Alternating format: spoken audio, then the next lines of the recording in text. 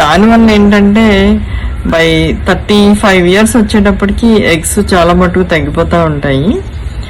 అంటే 45 ఆ రేంజ్లోకి వచ్చేసరికి ఒక 1000 ఎగ్స్ మాత్రం నిల్వ ఉంటాయి అన్నమాట. సో దాన్ని మెనోపాజ్ దశ అంటాము.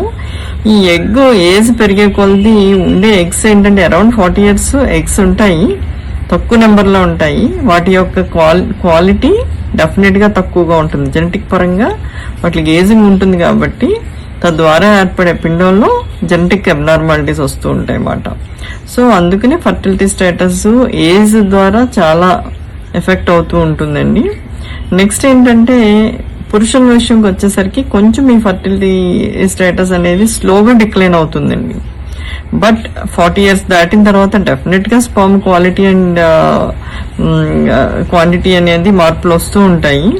ఈ క్వాలిటీ ఏంటంటే మార్పుల వలన జన్యుపరమైన సమస్యలు, ఆటిజము ఇట్లాంటి సమస్యలు చూస్తూ ఉన్నామండి ఈ రోజుల్లో. సో దీని మీద యువకులు డెఫినెట్గా మంచి అవగాహన కలిగి వాళ్ళు సంతానం కోసం ప్లాన్ చేసుకోవడం అనేది చాలా ఇంపార్టెంట్ అండి.